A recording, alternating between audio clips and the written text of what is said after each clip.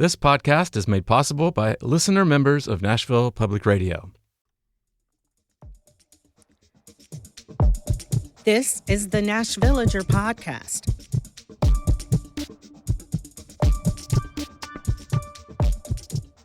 It's February 25th, 2026. On this day in 1975, 9-year-old Marcia Trimble's death became one of the biggest murder mysteries in Nashville history. She was delivering Girl Scout cookies in the affluent Green Hills neighborhood where she lived and never returned home. More than a month later, her battered body was found in a nearby yard. It was a case that cast a long shadow. About 5 years later, police arrested a man who had been a teenager at the time of her killing. He was later released for lack of evidence. In 2008, with the help of DNA evidence, Jerome Barrett was arrested and, a year later, convicted of Trimble's murder. I'm LaTanya Turner, and this is your daily digest of what's happening around Middle Tennessee. In just a few minutes, we'll have this week's What Where Wednesday. That's coming up after the newscast.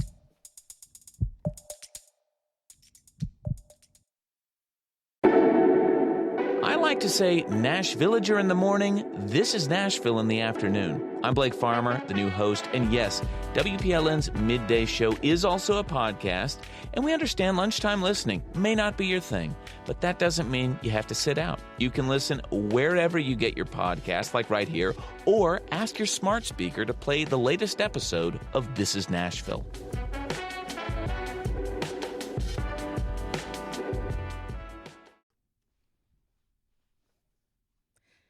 Here's the latest from WPLN News. A deal to house a mass immigration detention center in Wilson County has died after pushback from local and national officials. Tennessee U.S. Senator Marsha Blackburn announced on social media that the Department of Homeland Security will not move forward on a 16,000-bed facility in Lebanon. Blackburn praised the decision, saying that she supports DHS Secretary Kristi Noem finding a better location for a new detention center. The decision came after the Wilson County Board of Commissioners released a resolution opposing the ICE detention center, citing concerns over safety, community stability, and possible financial risk to taxpayers. The plan also received backlash from Wilson County citizens who protested the proposed detention center. More than a year ago, in the wake of a deadly shooting at Antioch High School, the Metro Council formally asked the police department to review school safety plans.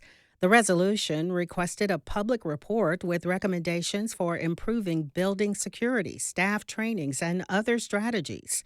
It also asked MMPS to outline how it plans to respond. The report has still not been published.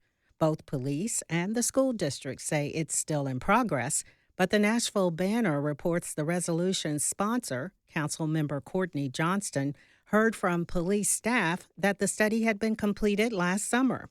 She calls the delay, quote, extremely frustrating, and says she hopes that when the report is released, it will offer expert recommendations for which families and educators can advocate.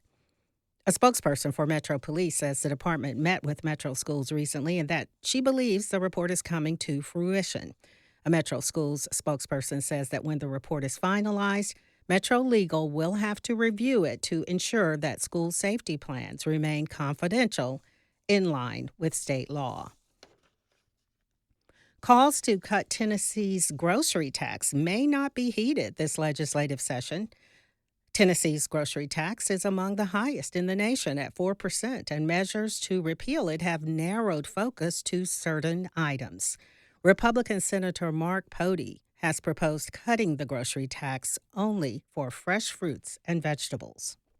And that way we're not reducing it on chips and some of the other things. We're just saying that if we're going to reduce something, let's focus on the most healthy foods.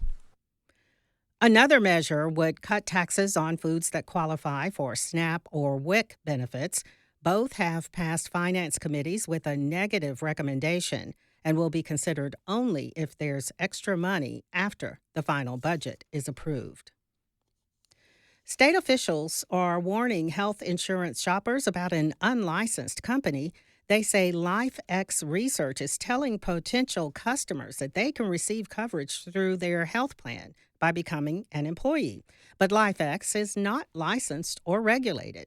The head of the Tennessee Commerce and Insurance Department says LifeX is inaccurately saying a well-known insurer will offer the coverage.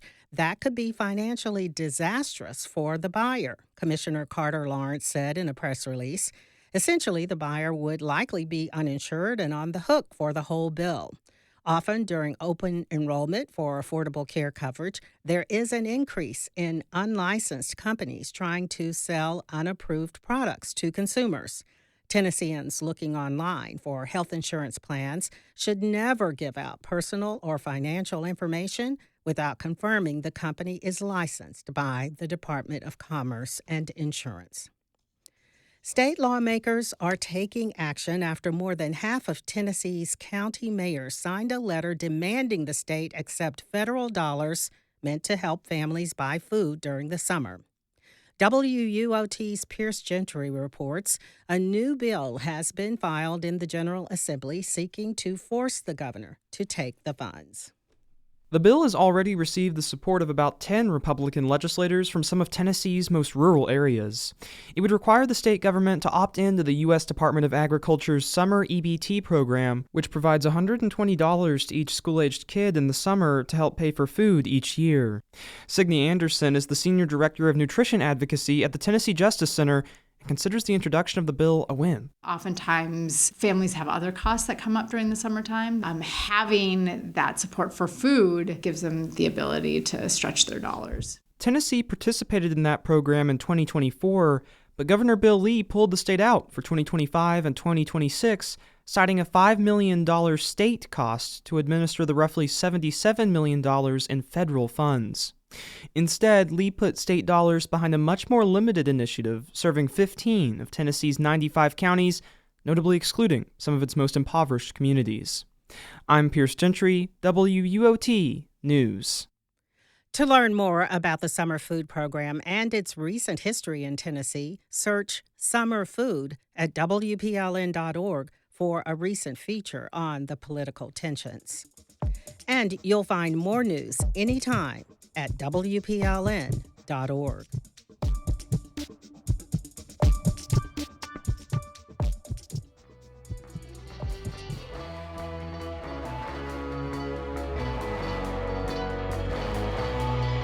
I'm Marquise Munson here with another edition of Nashville Public Radio's What Were Wednesday, keeping you up to date with the happenings in Nashville this week.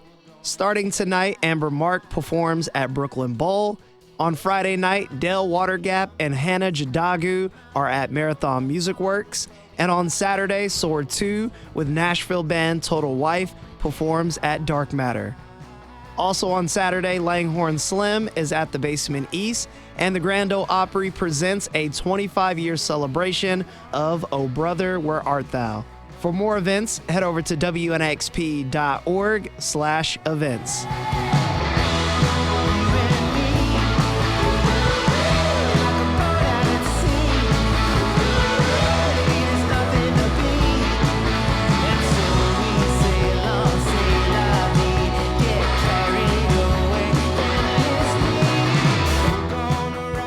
This week for What Were Wednesday, we feature Science of Beer happening at the Adventure Science Center on Friday.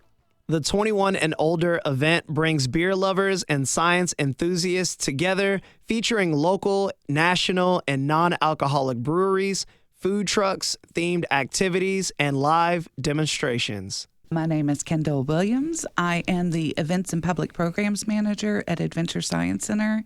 So that means I do the rental sales, but also all of Adventure Science Center's sort of fundraising ticketed events. And we do a few events a year for adults 21 and up. And so Science of Beer is one of those fundraiser events. So it is in its 16th year, I believe, and it's sort of the beer festival for beer nerds. It involves both education components as well as beer. So you get to have the fun. You get to be a kid again inside the Science Center, running around, kind of exploring, and you get to learn some stuff about beer in various different forms. B-double-E-double-R-U-N, beer run. B-double-E-double-R-U-N, beer run. All we need is a 10 and a 5 or a car and a key and a sober driver. B-double-E-double-R-U-N, beer run.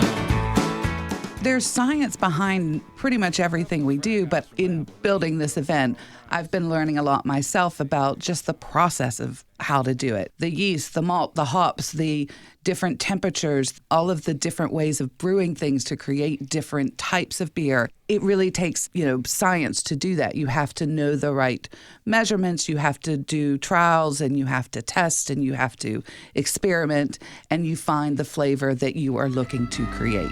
There's only one beer left. Rappers screaming all in our ears like we're deaf. Tempt me, do a number on a label.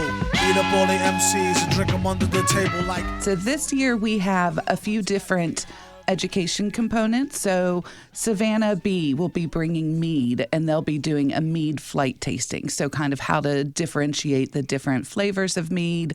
The Music City Brewers Club will have a science of home brewing, so you can learn a little bit about how you can brew at home.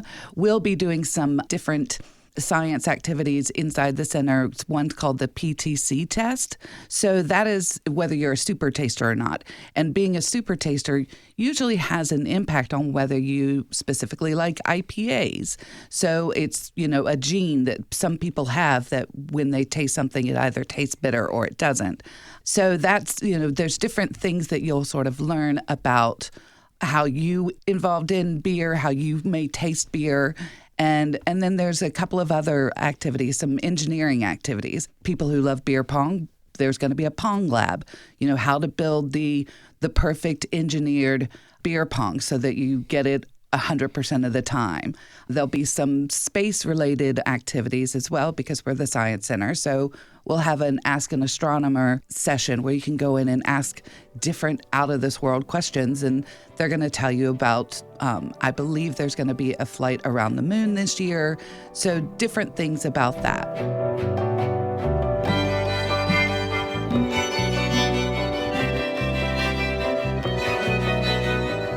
We have over 20 beers, and then there's also quite a few non-alcoholic options as well. We have a laser show that is included in the cost. We have a live science show that's included as well. All of the science stations that we'll have, you can participate in those. So that's for everybody.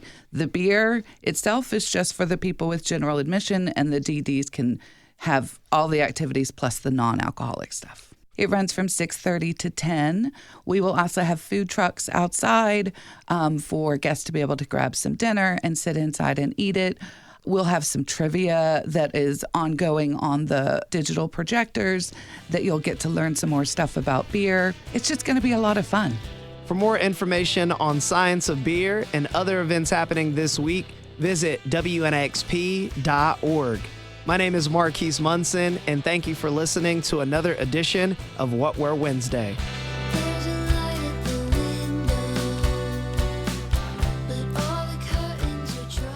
Thanks for listening to the Nashvillager podcast. We take this look at Nashville news every weekday. If you like it, go ahead and subscribe on your favorite podcasting app.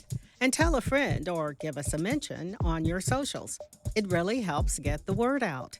And of course, everything at WPLN News is listener supported. You can become a member at WPLN.org. And that's it for today.